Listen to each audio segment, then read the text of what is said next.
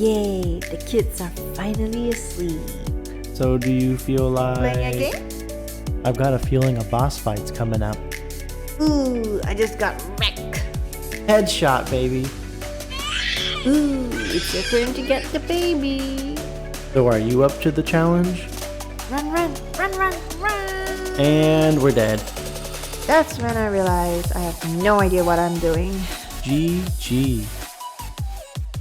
Welcome back to another episode of the Gamer Parents Podcast. We're gamers, we're parents, and my name is Joanne. I'm joined by my husband of 6 years, Kevin. As of last week, we celebrated our 6 years of doing life together. Happy anniversary, babykins. Happy anniversary. It's been so special being able to game with you and raise kids with you, everything. It has. It always is special when we get a chance to, but life can sometimes just be so busy. Mm-hmm. And I feel like this last week has been a really busy week, which we will get into. Yep. But yes, like you mentioned, we had a anniversary milestone this last week. So, of course, we got to spend some time together on anniversary night. Ship the kids off to their grandparents. Yeah, so we were kidless for about 12 hours. Mm-hmm. Nice, so definitely a good chunk of time. And we went out to dinner. Yes. Or sushi, my favorite. Yes, a place that we don't get to go out too often, but we've definitely been there a few times as far as like mostly anniversaries. Yeah. Like kind of one of our couple of spots for anniversary dinners. And I remember we were looking at maybe going to see a movie after dinner, but didn't see anything we liked. Yeah. At least that was playing near us. Yep. So we decided to just kick it at home. Yep. And we chose to watch Jungle Cruise. We did, which was one that we hadn't seen before and missed. And I'd kind of always wanted to watch it. Yeah, me too. Just because Jungle Cruise is, for people that don't know, at Disneyland, there's a ride called Jungle Cruise. And which we've been on together twice. Yes. Well, we've been to Disneyland twice, and both times we went on that ride. It's pretty much I always do that one whenever we go for the most part. It's my favorite ride. You think? Well, it's not very active ride. It's pretty mellow. It's kind of fun. Like you get on this little boat and they take you around. It's not really that little, I guess. It's kind of a bigger boat.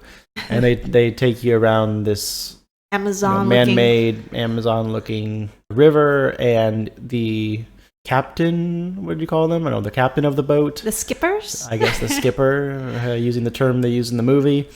Though you always tell like a lot of jokes like throughout the whole thing, and I do really like that part because it's kind of one of the few aspects of Disneyland and rides that are like actually kind of funny.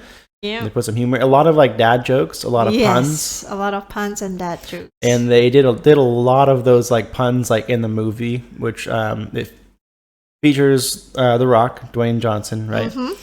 And he's a captain of a boat, or skipper, we should say, and he does a lot of those same like puns like throughout the movie, but like I feel like a lot of it was like at the beginning, which was like immediately it was like, oh yeah, like this is good, I'm gonna like this. This is my kind of humor. Exactly. It's the whole idea of the Jungle Cruise is something that like I have a connection to, so it was a pretty good movie. And so I guess I didn't really like the villain very much, like the German guy with the submarine. Oh yeah, I like him as an actor, but I just feel like that part didn't really, I don't know. Yeah, true. I feel like there could have been better villains, better like styles. I don't know. So, but otherwise, pretty good movie. Yep. I'm glad we watched it. Me too. Would recommend if you like Jungle Cruise or have any connection to that as a ride. It was pretty cool. A lot of tie-ins. Yep, and that was our anniversary. What else happened last week? So also last week, I had the opportunity to go onto another podcast and join them for an episode. And that would be the Good Morning Guys podcast. Good morning. Yeah. Which is odd because normally we do everything like at night. So everything's like, for me, between me and you, is good evening. yeah, so Lucas and Patrick invited me to record with them for an episode. So that was great to be able to be on there and talking with them.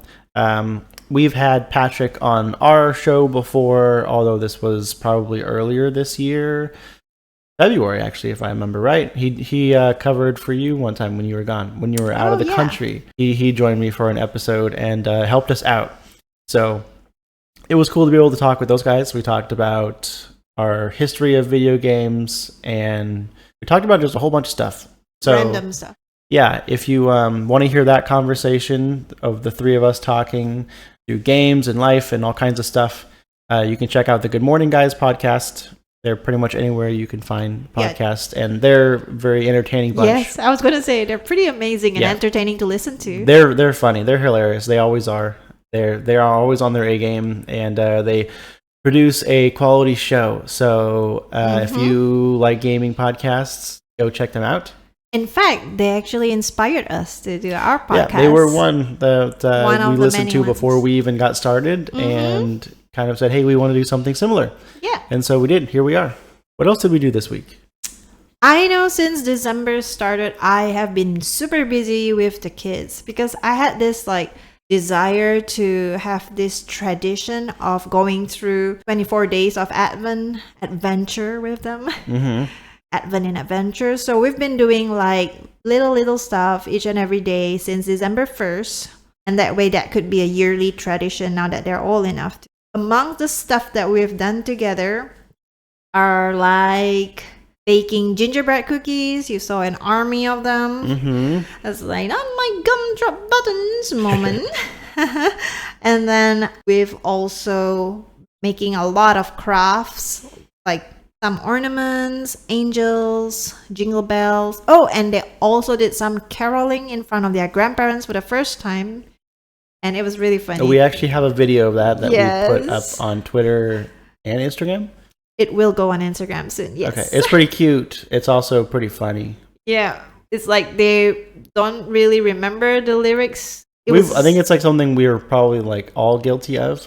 When you don't know the words to a song and then you just start kind of I don't know. You hum the tune. Because you don't know the words and you kind of know how it goes. And he totally did that with Jingle Bells, which is kind of funny because most people know the words of Jingle Bells, but they're still just learning it for the first time. So yeah, it's cute. It is. But yeah, so it has been 10 days of adventure with them. Which I am proud of you of doing because it's not a thing every mom would do, and I think it's just one reason you're a great mom. But yeah, wish me luck for the next 14 days. There's 14 more to go.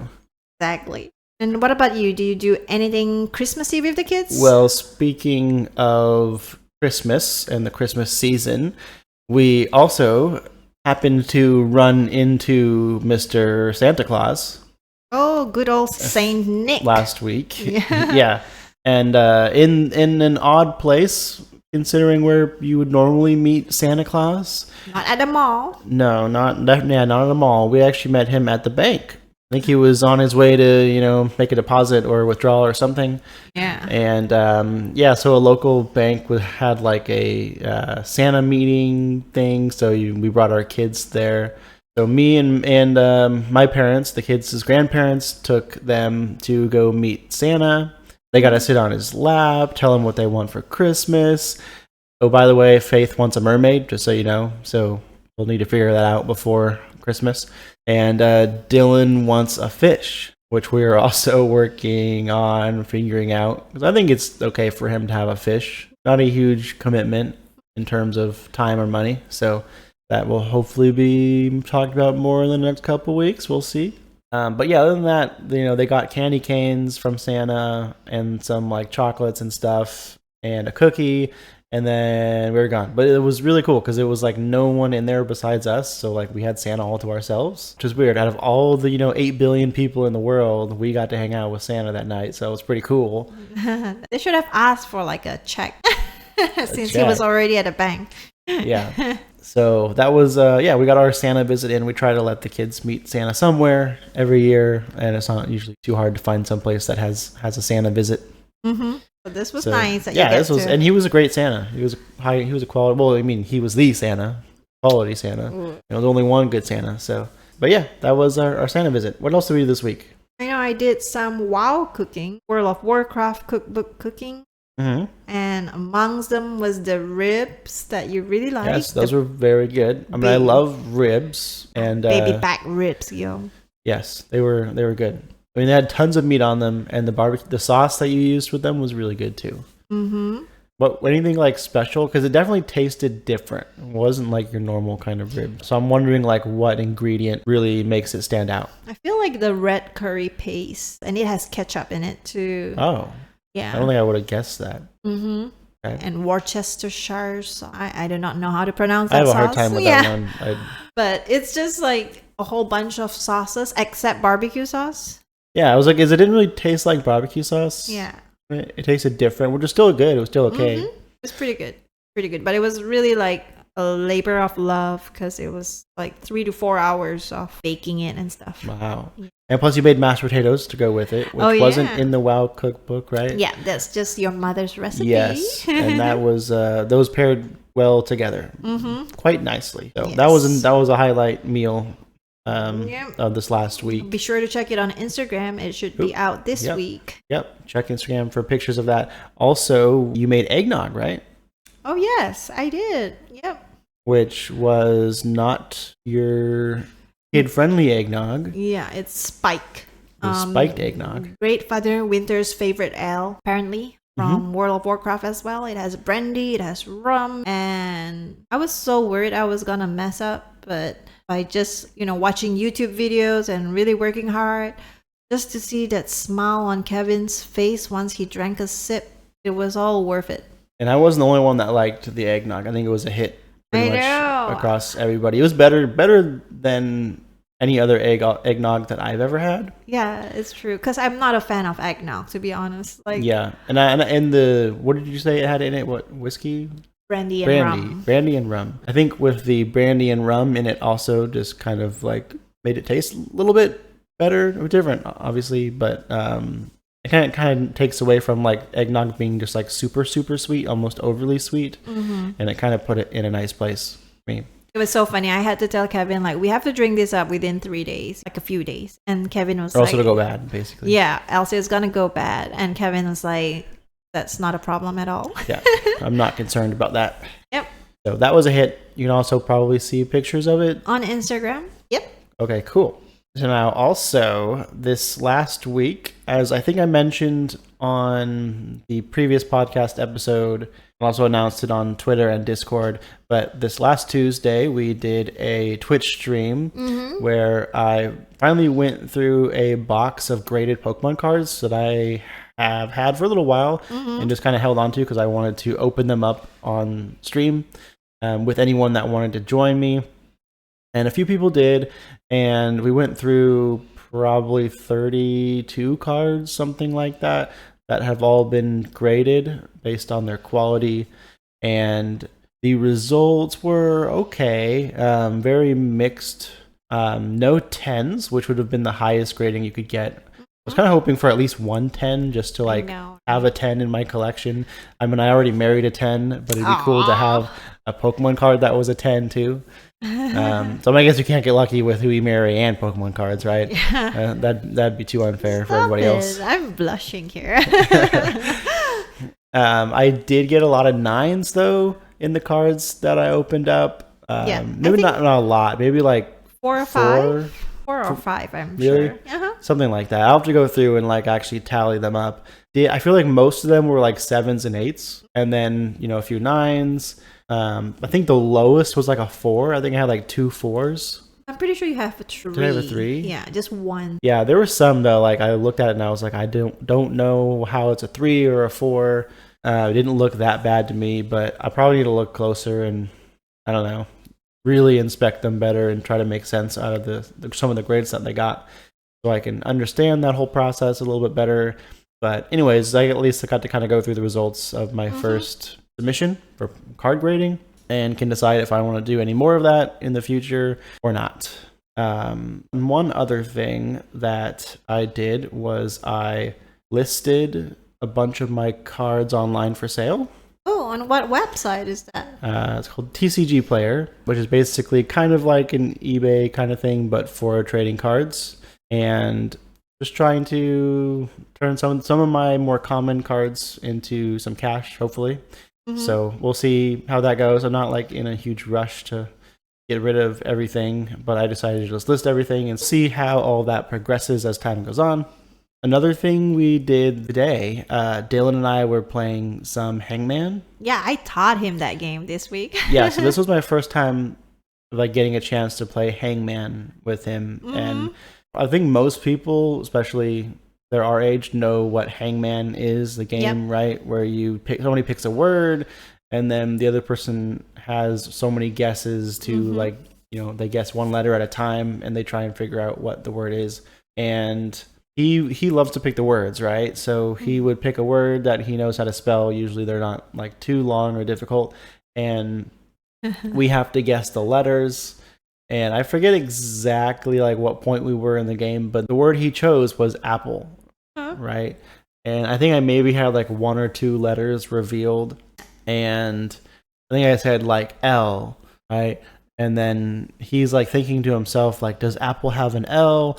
Where is the L? Which spot is it? Because like he'll tell me like, oh, it's the fourth letter or something, And then so he's like thinking about it in his head, but while he's thinking about it, he's going like, like he's like mouthing, and like you could almost hear his whisper, like spelling the like super word like out. It was pretty quiet in the room because no one was talking. We were waiting for him, and so like you could just barely hear him like say apple. And then I'm like, okay, well, now I know what the word is. And he goes A B. Oh yes, it's the fourth letter L. Like so he's funny. not realizing he's giving away information I know. by doing it that way, but it was just kind of funny and cute. And kids do the darndest things. So that was funny from earlier today. Okay, we're almost done. Like we said, we've had a jam-packed week. Also this week, I guess it's not even just this week. It's like every weekend I have been doing some work in the backyard. And lately, especially, it's been trimming the tree that we have. We have this huge, I don't know what kind of tree it is. Is it an oak tree? I have no idea. It has acorns on it. Kind of. Not like normal acorns, right? Yeah. I don't know. But anyways, it's a pretty big tree. It's like taller than our house, definitely, right? Yeah, it Easily. is. Yeah. And it can, the branches can extend pretty far out to where it's like kind of touching our house or going towards like, our neighbors. towards our neighbor's house, or like, if their branches get too long, they kind of dip down to the ground and get in people's way and stuff. Yeah. So I was cutting a lot of the branches off the tree over probably like the last month, really. And this weekend was kind of like the last go at it. So I'm finally done with it. And it's honestly just like taking a saw and cutting branches off, and that is some tough work, y'all. Yeah, the kids and I help just piling it together. Yeah, there's like they'd move sticks and piles and stuff for me, basically. Yeah. But yeah, it's a lot of work just sawing through those branches, and then to get it ready for trash disposal. Yeah, like it has to be in like smaller pieces. So I'm like literally not just sawing the branches off, but then like every 3 feet, I'm like sawing through it again. And so it's just a lot of extra work, but I'm glad to have that behind me. I'm finally done with what I wanted to do for now. Until those things grow back or other branches grow longer, then they need to be trimmed. So yeah, that was, I think it's my first time really doing that in this house. Good job, baby. Good job. Thank you. It was tough. A lot of work. Last thing that we did this week was we watched the Game Awards. Yes, the moment you've been waiting for, the Game Awards. Came out last Thursday. But before we get into that, let's talk about what we've been gaming this week. I feel like it's been a lot more life than gaming, but let's talk about what we've been playing. Well, I've been focusing on my mobile game since life itself has been busy enough. What's that called again? It's like Puzzles and Survivals, Resident Evil edition. So just doing my dailies and events with my guild. But is it still Resident Evil? Like, yep. Or is that wasn't like just a temporary thing? Nope, it's still Resident Evil. Okay. So you're just like against zombies and other alliances. But yeah, I've been too tired. I tried playing Baldur's Gate for a bit, but when I died, I was like, you know what? I'm just gonna quit. It's different when you play it single player versus multiplayer. Because when you're playing single player, I feel like you have to think more, like strategize more, because you have different parties and you're controlling each and every person in your party, whether it's a rogue or a wizard. And I'm still like trying to figure out, how to fight without getting everybody killed in my team. Whereas when we play together, it's just like I just worry about myself as a wizard, and we know there's a healer, so yeah, it's very different. Yeah, I could kind of see that. I think there's some like peace of in mind just knowing that like you're only responsible for this one character, and all of your thought process is all around just keeping that character alive and doing damage, and you're only looking out for that one person versus like 4. trying to think about what you want to do for all 4. Yeah. And like you might like, I don't know, could you accidentally like put your warrior on the back line and then move your mage in and be like, oh shoot, it should have been done the opposite. Yes, I've done that. I don't know, like yeah, I could kind of see that. And usually like I know exactly what I want to do when it comes to my turn, because I've been thinking about it, because like I'm only thinking about one character, not 4 at a time. So I haven't even played Baldur's Gate alone, so I don't really know what that would even be like yet, but I kind of see what you mean. But the story part is fun. It's just that last I was playing it, I was in a dungeon and I just messed it up.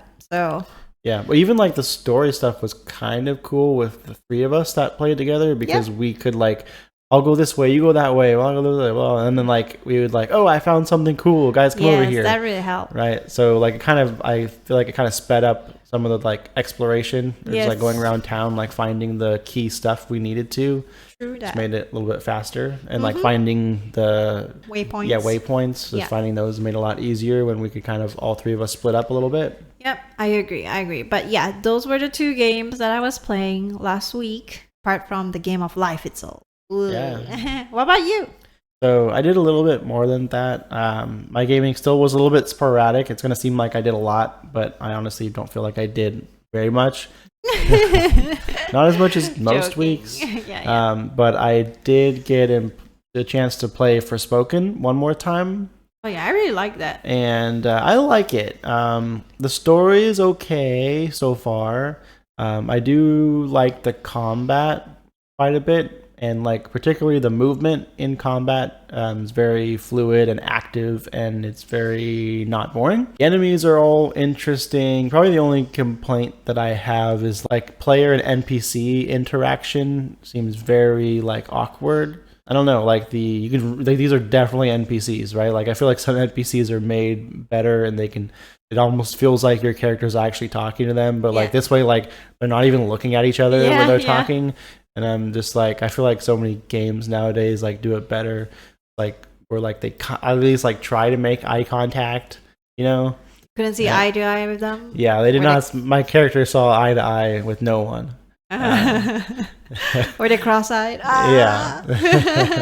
The puns from Jungle Cruise, if anybody didn't catch that. And so but otherwise, like I like Forspoken. I picked it up for I was on sale for Black Friday, so I didn't pay full price for it, and I think it's good. I mean, it's worth it at that price point. So I'm still playing it. I'm not that far into it, so still more to come on that one.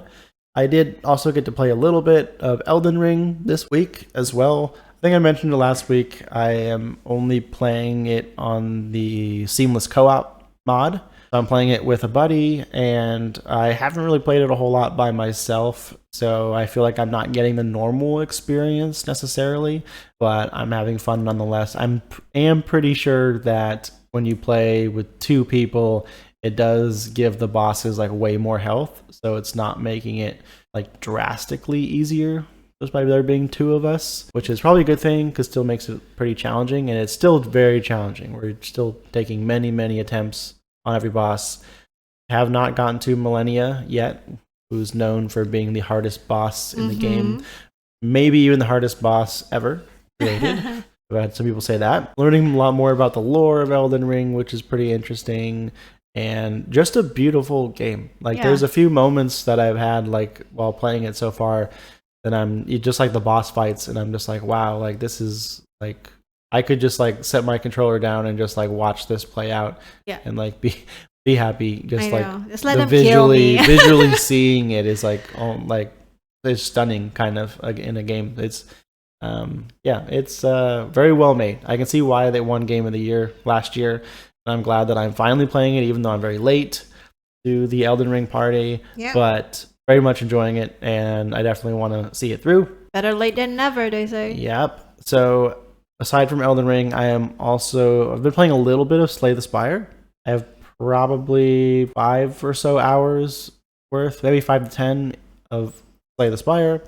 And last night I did actually beat it for the first time, kind of. I don't think I like beat it, but there's like 3 acts, and once you get through all 3 acts, like you roll credits, and that's actually what unlocks the 4th playable character. I think there may be some others later, like or with DLC or something, but I did get like the 4 main characters unlocked, and I played them all. I just obviously still like more like relics and cards that I can unlock for each of the characters, and I don't have everything unlocked yet.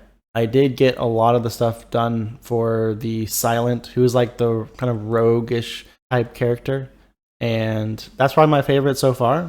It seemed the easiest to use, it made the most sense, and seemed to be the one of the better ones, at least as far as how I was using it. And but yeah, I don't know if I'm done yet with that game necessarily. I do like that I beat it. I'll probably move on to the other stuff now. I did really like the game. Probably won't uninstall it just yet. I may jump into it 1 or 2 more times, probably just to check out like the last character that I unlocked and kind of see if I can unlock anything else. But that's probably about it for that game.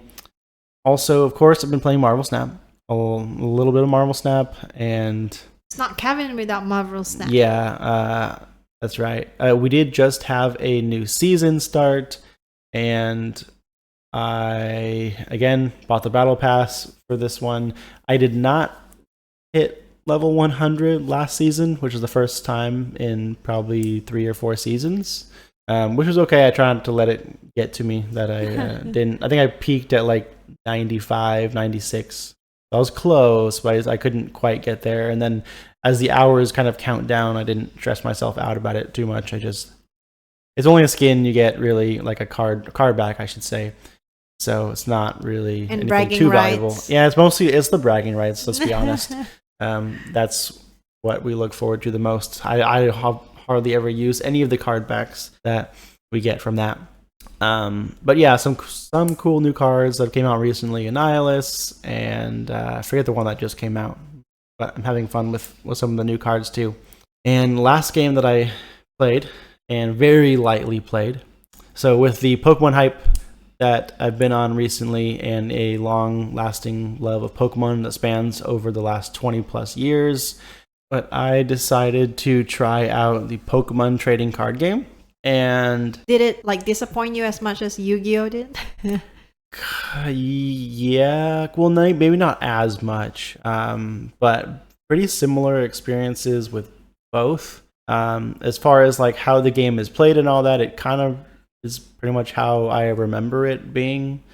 And I went through the tutorial, and then like the tutorial makes you use like a fire deck like the whole time, and then when you are done with the tutorial, it basically automatically equips you with that fire deck, but you can change it to any other element. And so I was like, okay, I'll counter everybody else that just went through the tutorial who probably are using that fire deck, right? Yeah, and I'll pick the water deck, and like I'll be super effective against them. That's smart. I thought I was being smart. Oh, you're not. Right? And so I did like, let me jump into a ranked game. Like I have my first game ever. It should pair me up with some total noob, just like me, who's like accounts like 5 minutes old. And of course, I get paired up with someone who has all these crazy cosmetics and like obviously has spent some money on the game. And I could almost guarantee it's not their first match ever, like it was mine. And I just got completely stomped. And then I go into another game, I'm like, all right, maybe it's just a fluke. Maybe they didn't have anybody to pair me up with, or something went wrong. I don't know. So I tried it again, and basically the exact same thing happened. Like, there's no way I would have been able to beat either of the people that I went up against. And so, yeah, that's all I did. Those 2 matches, and I was like, nah, I'm done. Like, I'm not gonna like get stomped like 50 times before I have even a chance of like winning, which is pretty similar. It wasn't as bad as with Yu-Gi-Oh, Like Yu-Gi-Oh wasn't as bad as this. Basically, was able to win some, but like the vast majority of the duels that I were in, other people just would obliterate me in one turn, basically. So I'm done with Pokemon TCG. I think so. I do have some of the QR codes I could redeem, like for packs, and I might do that just for fun. So I don't know. We'll see. But I'm not really excited to jump back into that one. But that's it for gaming. So, like we mentioned before, Game Awards happened. We do want to talk about Game Awards. There was a pretty big event in the world of gaming last week where, as usual, they have a lot of world premieres for games that will be coming out essentially in the next year to 2 years. A lot of big titles from a variety of genres. And let's start with some of our favorite commercials that we saw. Sure. Or at least the ones that were notable, that we have something to say about. Right? Yeah. And we'll just go chronologically, just going down the list of the notes that we made. One of the first ones was Assassin's Creed Nexus. VR, yep. Which is a VR game. So it's Assassin's Creed, so obviously by Ubisoft.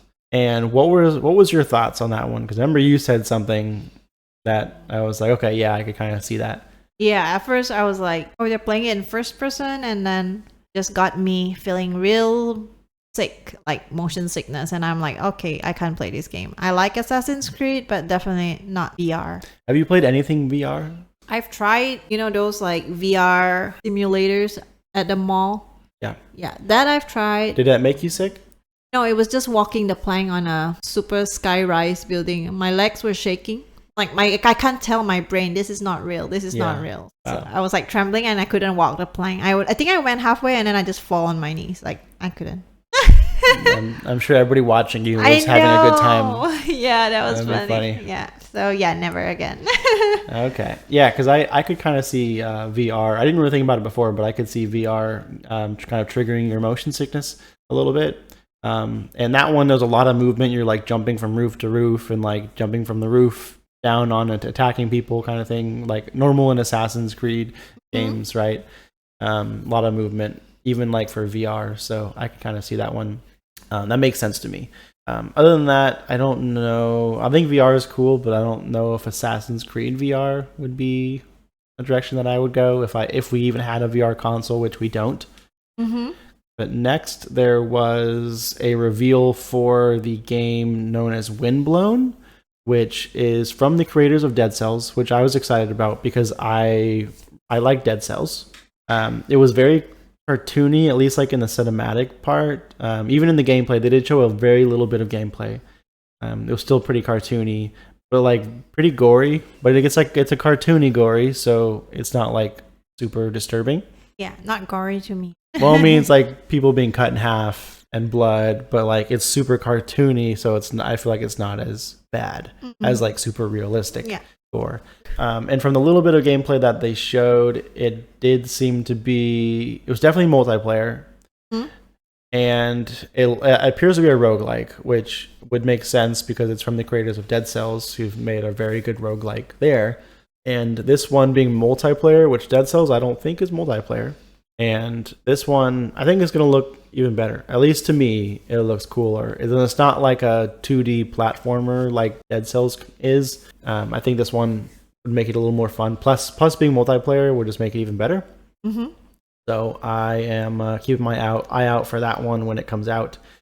Next was Another reveal for a game called World of Goo 2. Yes. And that was a game that I used to play when I was in college. There's obstacles that you have to overcome using goo. I really miss it. And it's like 15 years ago or something. Yeah, because we were watching it. Because usually they showed the name of the game at the very end, right? And then we were watching it and you're like, oh, this is like World of Goo. And then it was like World of Goo 2. And I was like, wow, how did you know that? Yeah, I played it so much. Because being a engineering student, we felt like this was a very fun game to test our physics. Yeah, the physics related, the logic, Yeah. So we really like that. But yeah. Well, do you think it's one you'll want to try to play when it comes out? Yes, definitely. Okay. Well, we'll have to keep an eye out for that one too. Next, we saw a game that actually it's Matthew McConaughey is a part of, right? Doesn't he voice one of the characters at least called Exodus? Yep. Which it was obviously with him Playing in Interstellar. Yeah, so immediately the way he was describing it, I was like, oh, sounds like it's going to be like Interstellar. And then, of course, it was a space themed game. And I don't remember the specifics of the video, but I remember thinking that the cinematics looked good and that the story looked like it would probably be good. But they did show a little bit of gameplay at the end, and it didn't really spark an interest in me. Like, it didn't seem that entertaining. So I don't know. It might be a kind of a good story-driven game, but I don't know how good the gameplay or combat kind of stuff would be. Yeah. They also had a reveal for God of War. Now, don't get too excited about it. Like, I kind of saw God of War. It was Kratos, right, in the video first, and it's like everybody knows Kratos. And I was like, oh, is this like a new God of War that seems kind of quick? Well, maybe it'd be like a 2025 game or something. And it wasn't quite that, but it was for God of War Ragnarok Valhalla, which is DLC, which is going to be out on December 12th this year. So, yeah, probably like the day this episode comes out. There'll be some DLC for God of War Ragnarok, and best part is it is free DLC. Yeah. So you don't have to pay for it. So if you beat God of War Ragnarok and you kind of wish there was a little bit more content in there for you, then you can hop back in and try out the new Valhalla DLC. And if you do try it out, let me know, because I might do the same at some point, especially if it turns out to be any good. Next, we saw a reveal for a game called The Casting of Frank Stone. Yeah.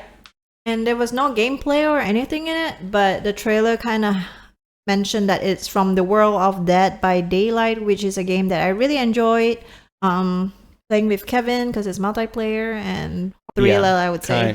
Suspense, thriller. Yeah. So it seems like it's an origin story or something. Who knows? Because it's like a person's name in there.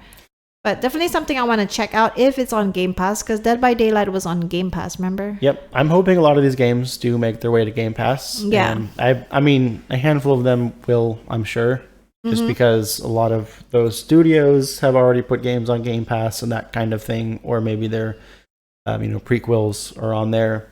Yeah. But in this Casting of Frank Stone, which has a weird title, I don't really like the title. But yeah, I feel like the reveal was a lot of like kind of spooky, eerie looking stuff, but like they didn't really like show very much or anything. At one point they showed like a few of the characters like, walking around, and they do show a hook, which is signature Dead by Daylight hook, where you hook your victims so I don't know if it's like a game that's going to be the same as Dead by Daylight, where it's like, because they had 4 people like walking together down a hallway. Hopefully it's the same. Like, I don't know if it's going to be the same thing. Hopefully I get to be Frank Stone. Ooh. Is this like Dead by Daylight 2? Or is it going to be a completely different kind of game? And they didn't show any gameplay or anything like that, so we don't know, I guess. We don't know. More to come. And I'm not the hugest Dead by Daylight fan, but I know you're more into that. So hopefully it's something that you enjoy and can try on Game Pass, because Dead by Daylight is on Game Pass. Yep. The next one we saw was Visions of Mana, which was really cool. It's by Square Enix, and it's kind of seemed like a combination of Kingdom Hearts and Zelda, right? Like the animations kind of look like Zelda, the cartoon, and then the way the gameplay just reminded me of Kingdom Hearts. Yeah, like the attacks and some of the like combat styling and everything kind of seemed like Kingdom Hearts. Or Final Fantasy. Maybe a little bit like Final Fantasy, and then the artwork kind of seemed to be like a blend of Zelda and Final Fantasy or Kingdom Hearts. Yeah.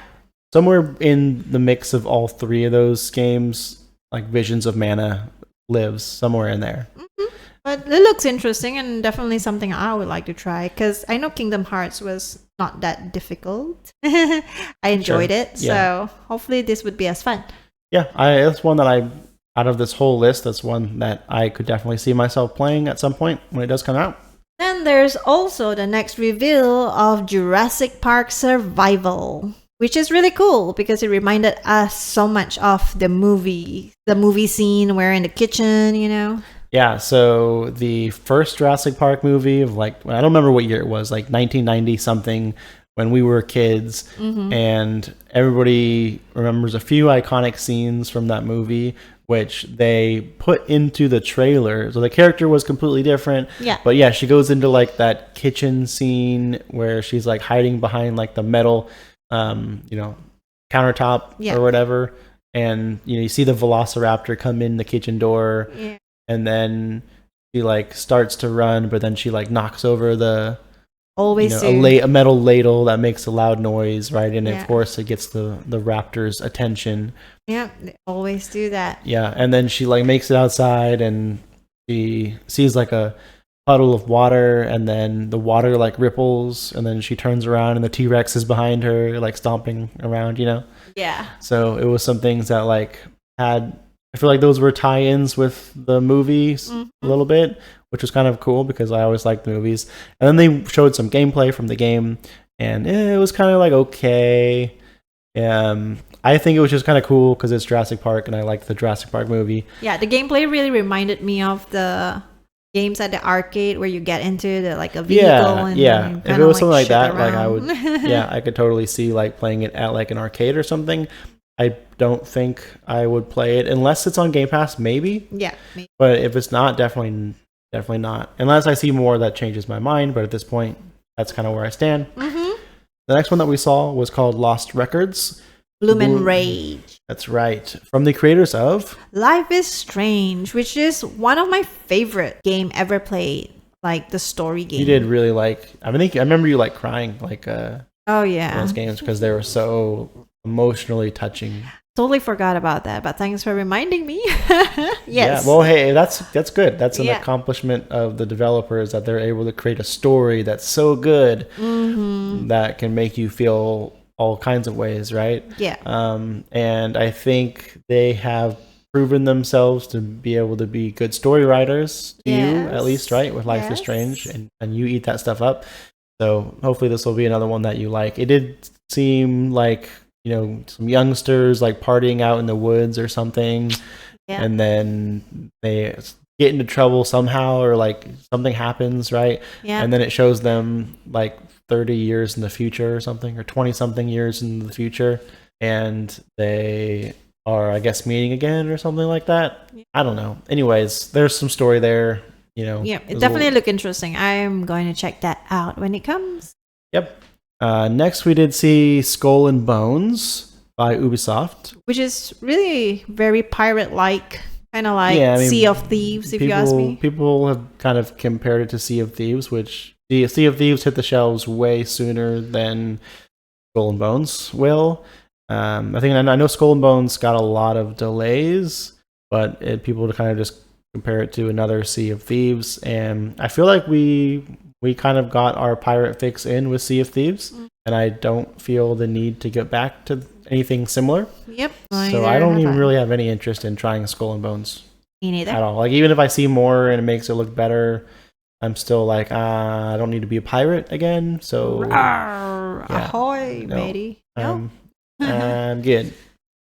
We did see a trailer for Marvel's Blade, which was cool because I was always a fan of the Wesley Snipes Blade movie, Vampire Slayer, when I was a kid, and kind of had that feeling. It didn't really show any gameplay. It just showed Blade getting was at the barber, getting a haircut, and there's like some vampires or something running around outside, so like he ends his haircut early, and you can see him as all of his gadgets and weapons, and of course he has the sword on his back, right? Ooh. Which he wouldn't be Blade without that. Wouldn't be Blade without Blade. Yeah, so the trailer was cool, but I guess one of the things that I don't like about some of the trailers is that when they show zero gameplay, right? Yeah. It's like, okay, they can make a cool cinematic, but give you no information about what the game actually looks like or how it's played. Like, is it first person? Is it third person? Like we have no idea. We Or know is nothing it about an it. arcade game even? Yeah, like was this even for a video game or was it like a movie? I don't know. Like they don't really show a whole lot when they don't show the gameplay, I feel like. So I kind of wish, but I don't want just gameplay because you want to be able to see like a little bit of what they can do with the cutscenes or cinematics, as well as telling a little bit of story and introduction that way. So I think a good trailer has a little bit of both. Yep, I agree. So with not a whole lot known about Marvel Blade yet. We did also get to see Wukong, Black Myth, which to me, this is another one on this list that like I could see trying. Because it's a Souls game. Well, I don't know if it's like. a Souls-like. It could be. Looks like. It's I mean the way it is, yeah, it's like a kind of like your third person and you're fighting these enemies, and to me it kind of reminded me of a cross between God of War and Elden Ring.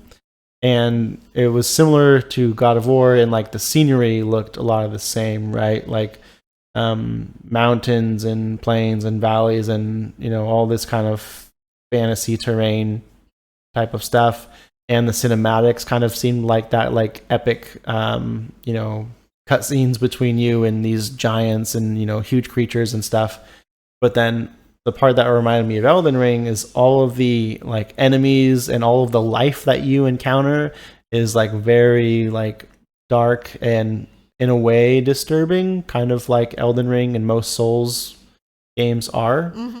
Like like you're not supposed to look at them and be like, ah, so cute. It's like things with like multiple eyes and hands and all this stuff that you have to fight. So it definitely reminded me of Elden Ring, which I'm also playing right now for that reason.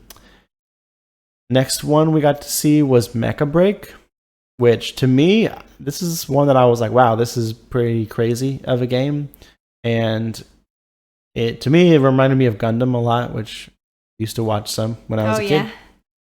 There's like tons of bullets and missiles and robots. Yeah, I mean, it's like giant robots fighting each other and like blasting around and not really my cup of tea either. I mean, it was very action packed, very cool. Very intense. It looked cool. It's probably one that like I would definitely watch somebody stream it when it comes out, because I think it would be cool to like watch some of, but I just don't know how fun it is to play. But so I don't know, more to see on that one, I guess. We also got to see a trailer for Light No Fire, which is by Hello Games, which is the same developer of No Man's Sky, which we did a review on, and we got to play that ourselves. Yes. And No Man's Sky is known for being a procedurally generated universe, I should say, because there's like thousands upon millions of different planets that you can explore that are all, randomly generated. Yeah, and we even had a guest speaker talking about No Man's Sky, right? That was a good episode talking about No Man's Sky. And so this is Light No Fire, which is, instead of being in outer space, it's kind of back down to a procedurally generated Earth, which I thought was kind of weird, because I feel like they did a good job with, or at least they got to where they had done a good job with the whole space exploration thing. And then now they're just kind of limiting it back down to Earth, or what it seemed like it was just going to be like one planet, which is okay. Probably more. Maybe it's more realistic. I don't know. And probably more, I think more people would kind of gravitate to like the fantasy style of Earth versus the sci-fi style of outer space. Yeah, I mean, like different galactic travel, right? Yeah, definitely a different audience. I do think it widens the potential audience for this game a bit more than it was for No Man's Sky. And yeah, like I said, it seemed like more fantasy, less science fiction compared to No Man's Sky. So I think I might be more interested in that one than I was with No Man's Sky. But hopefully that one comes to Game Pass like No Man's Sky did. Yeah. And we can try it there. And then the last one that we took some notes on that we saw at the Game Awards was for a RTS game called Stormgate. Now, RTS is real-time strategy, so think Command and Conquer, think StarCraft, Warcraft 3, games like that. And I feel like I played a lot of those games, like all the ones that I just mentioned, like in the late 90s, early 2000s. Yeah. I feel like RTS games were really popular like 20 years ago. Yeah. Plus, it's like the less, visual game. Yeah, I feel like compared to like how games are nowadays, I feel like RTS games just aren't enough anymore. It would be nice. What do you call it? Visit to the past. Try it. Yeah, I mean, never I don't know. know. Like, I don't think I could play an RTS game for more than like a day or two now, like without getting bored by it. There's too many other good games to play. But yeah, I don't know. I didn't see anything special necessarily with it. And I think it's mostly has to do with it being RTS. All right. But that's it for the commercials. Yep. Of course, throughout the show, they also gave away a handful of awards. A lot of awards from various categories of games that performed in those said categories. Yeah, so we'll just run through who won what really quick. Sure. So best family game, Super Mario Wonders. Was not really that surprised. Best family game going to a Mario game. Yeah. Best accessibility, Forza Motorsport, which neither one of us played, but it's cool. I mean, I'm good to see games getting wins for best accessibility.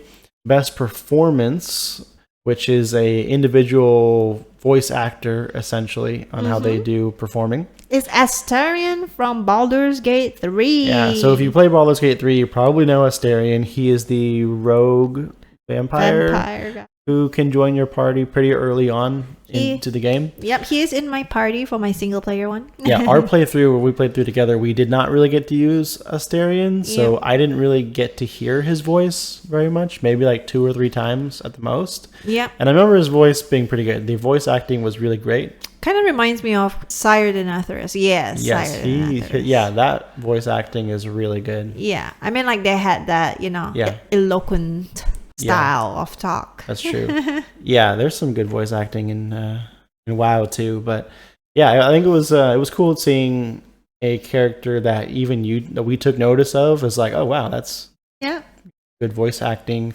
and then they win best performance, so that was kind of cool. The next award was best narrative. Alan Wake 2. Alan Wake 2, which neither of us have played. Yeah, you might actually like that. I don't think I would. Kind of a thriller game. Oh, then I would. You probably would. Best debut indie was Cocoon. Which that's one I had recommended to me, and it's on Game Pass as like a puzzle game. Ooh. I kind of want to try it because I think I would like it. I think I'll move from Slay the Spire to Cocoon and try that one. Best art direction. Alan Wake 2 again. They actually ended up doing pretty good. Best audio design was Hi-Fi Rush. And best score of music, which is not a surprise at all, won by Final Fantasy 16. Yeah, not surprised there. The best indie game went to Sea of Stars. Yep, Sea of Stars, which is like an RPG, and I've also heard that's pretty good, so I'm not that surprised. Best community support went to Baldur's Gate 3 again. And the best fighting game was Street Fighter 6. And the most anticipated game is Final Fantasy VII Rebirth. And the best ongoing game, Cyberpunk 2077. Was that one caught me off guard because I didn't really think of Cyberpunk as an ongoing game. I was thinking more like Apex, Fortnite, Minecraft, like games that we always see on like have been around for a long time, and like they're constantly changing and adding in new seasons and battle passes and all that kind of stuff. And I didn't know Cyberpunk was like constantly changing or considered ongoing like the others, but they won, so they must be doing pretty good at it, I guess. Best adaptation, The Last of Us. Yes, which is a show that kind of took the world by storm, and a lot of people watched that show without even knowing that it's a video game adaptation. Which is kind of sad because we never watched it, but my parents watched it. Which is funny because they don't game at all. I just told them like, hey, you guys like to watch, TV, watch the show. We just haven't really had time. Which we should try to at some point. Now that we're done with Naruto. But yeah, it's I think it's what was well deserved in that category. Up there, I think also nominated was the Mario movie, which was also pretty good. I mean, I'm not surprised Last of Us won, but it would have been cool to see Mario take that as well. Yeah. And the next one is the best action adventure game, Legend of Zelda: Tears of the Kingdom, which we have not started playing, right? Right. That's we own it. Have not started it yet, but we will. That's one we definitely will at some point. Yep. The best RPG went to Baldur's Gate 3, none other than that, of course. yes. I mean it's RPG. I feel like Yeah. Baldur's Gate that's a very good RPG as It far is. as as far as RPGs go.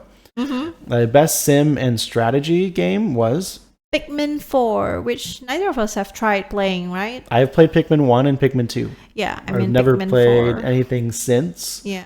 That's so goes back to like the GameCube days. And I really liked the Pikmin games. I think you would probably like Pikmin, honestly. They're cute, that's They for are sure. kind of cute. Yeah. It's cool just having like an army of Pikmin fighting stuff and doing stuff for you. It's really cool. The best sports and racing game went to Undoubtedly, Forza Motorsport. nice. Best multiplayer, Baldur's Gate 3 nice. The Player's Voice Award, is Baldur's Gate 3 as well. which I didn't get. I don't know what the Player's Voice Award means necessarily. Maybe the narrator? I don't know. I don't know. I don't think so. I think it's like a players choose it, which I don't understand. Yeah, I don't know. I don't know too much about where that category comes in. But best game direction, Alan Wake 2?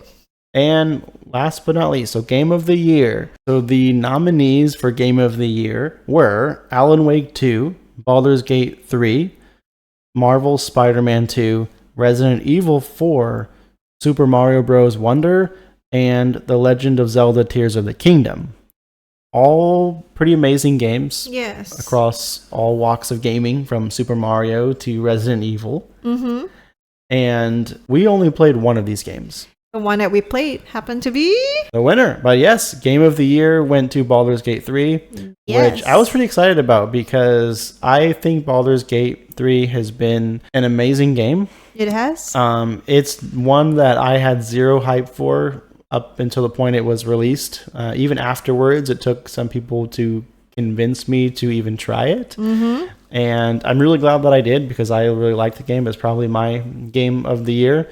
Yeah. And it's probably one of the few games where, like, when we finished it and I was kind of like, well, do we just start over again and do different characters and Yeah. play again? And I kind of had a urge to do that. Yeah, or play it single player like I did. Yeah, like you did. Like most games, I'm like either done before I get to the credits, and I only get to the credits because I want to be completely done with it. Yeah. Or I'm like, oh, I hit credits. Okay, finally, good riddance. Like move on to the next one. You know. Yeah. Like a good game you'll be sad that you reach the end of it. It is. Because it that's was it. sad. Yeah. You know. So definitely an amazing game, and I really think it was well deserved for them to win Game of the Year. Mm-hmm. So I'm happy. I'm happy with that.